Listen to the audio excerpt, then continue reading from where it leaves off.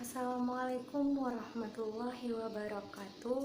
Perkenalkan, nama saya Nuraulinisa Agustin. Saya dari Prodi Pendidikan Islam Anak Usia Dini semester 4. Alhamdulillahirrabbilalamin. Assalatu wassalamu ala asyrafil anbiya'i wal mursalin Sayyidina Muhammadin wa ala alihi wa sahbihi ajmain, amma ba'du.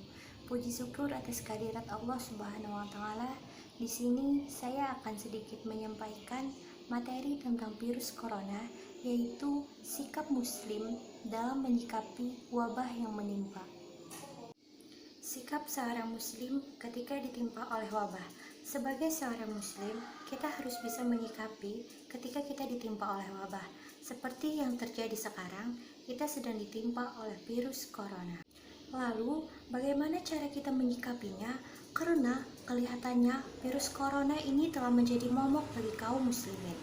Mereka takut, sehingga kita mendengar sekarang ada berita yang sedang terjadi. Masker yang awalnya cuma 1.000 sekarang menjadi 130.000. La ilaha illallah.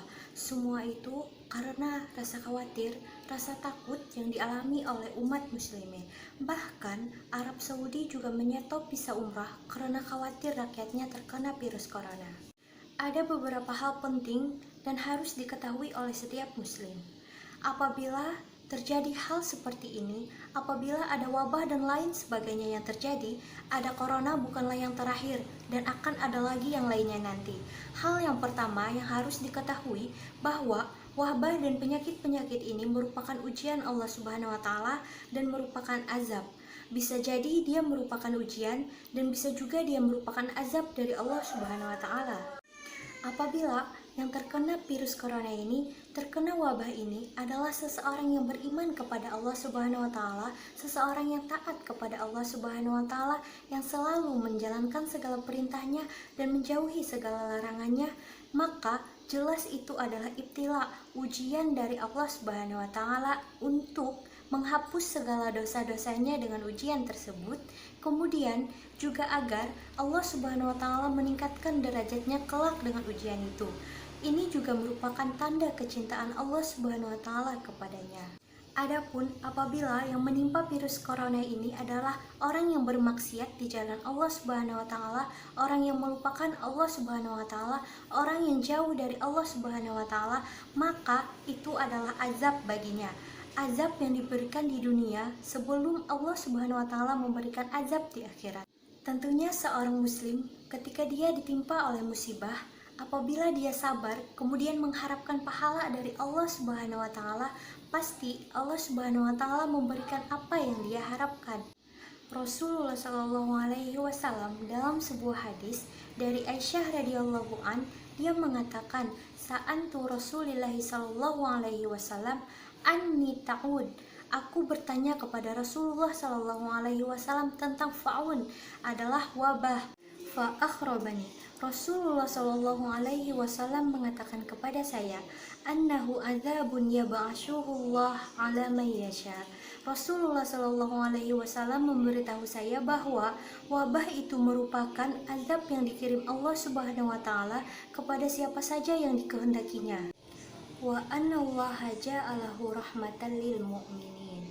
Kemudian Rasulullah Shallallahu alaihi wasallam bahwa wabah itu adalah rahmat bagi orang-orang yang beriman. Jadi, untuk apa kita takut? Untuk apa kita khawatir? Tentunya kita tidak perlu nekat, namun kita tidak perlu khawatir. Karena apabila kita ditimpa oleh wabah itu, berarti itu rahmat dari Allah Subhanahu wa taala. Tentunya jika pelakunya orang yang beriman dan bertakwa kepada Allah Subhanahu wa taala, menjalankan segala perintahnya dan menjauhi segala larangannya, maka itu adalah rahmat baginya.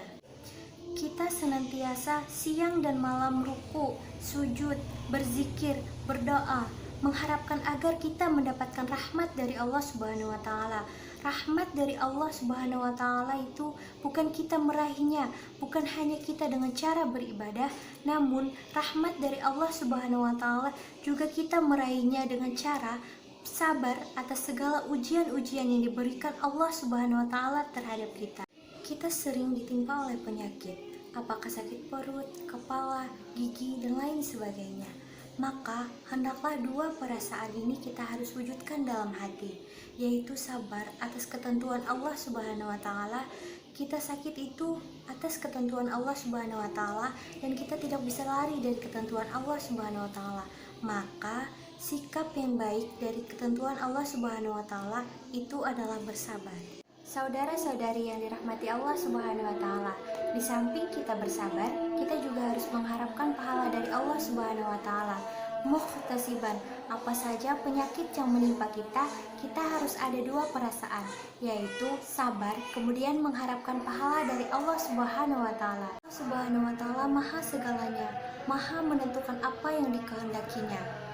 Tidak ada yang tidak mungkin dan tidak ada yang bisa lari darinya. Siapa yang bisa lari dari takdir Allah Subhanahu wa taala? Siapa yang bisa melindungi seseorang dari takdir Allah Subhanahu wa taala? Tidak ada. Secerdas apapun seseorang, jika Allah menakdirkan, menentukan dia akan bangkrut, maka dia akan bangkrut juga. Sesehat apapun juga seseorang, apabila Allah Subhanahu wa taala menentukan dia sakit, maka dia akan sakit. Meskipun dia minum madu, meskipun dia olahraga, apabila Allah sudah menentukan, maka itu akan terjadi. Seandainya Allah Subhanahu wa taala masih memberikan kesembuhan kepadanya, maka itu berarti Allah Subhanahu wa taala memberikan dia kesempatan untuk menambah amal ibadahnya serta menambah amal untuk kelak di akhirat. Mungkin hanya ini yang bisa saya sampaikan. Salah hilafnya saya mohon maaf. Wassalamualaikum warahmatullahi wabarakatuh.